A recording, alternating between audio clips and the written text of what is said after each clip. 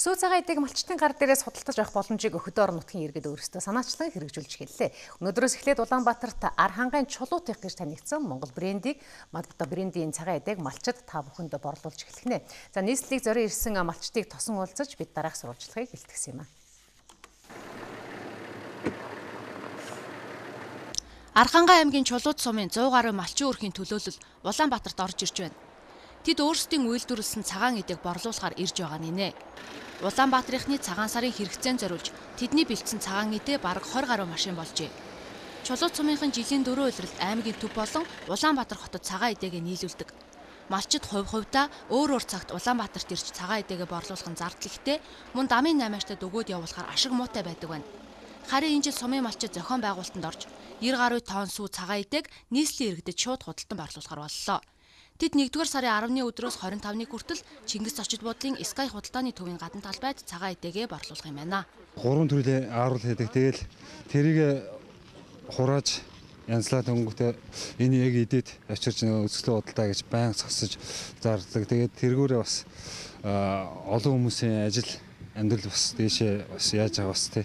Олон хүмүүс ажил орлоготой байгаа. Жил болгон ирцгаад одоо 10 гаруй жилэл зар зогсоож байна. Тэг зогсоод зарцгааж байна. Манай сумын энэ бүхэл энэ улсууд энэ жил тэгээд манай сум 90 жил болох гэж болохоор нэгдсэн журмаар ингэж манай сумын зохион байгуулалтаа ингэж цуваа гаргаж орж ирж байна.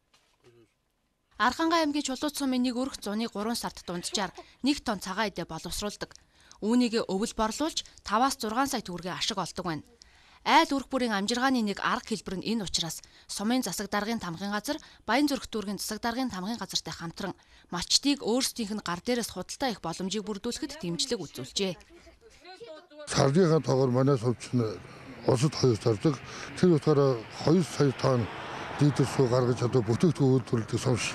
Тэр бол асар их хэмжээний цагаатай гардаг манайхаас хинг нь ороод борлуулагчдын эдээ бол нэлээ байгаа. Одоо араас шиг ирж байгаа. Малчтаас өөрсдөөс нь цагаан эдээ худалдаж авах нь зах зээлийн үнийн хөөргөл гарахгүй. Мөн цэвэр байгалийн гаралтай бүтээгдэхүүн гэсэн баталгаатай гэд олон давуу талтай. Гэвч 606 км-ийн холоос Улаанбаатарыг зорж ирсэн малчид эдэр ёсын хүүтэнд гадна талбайд худалдаа хийн гэдэг худалдагчид ч худалдаа авагчдад ч хүндрэлтэй.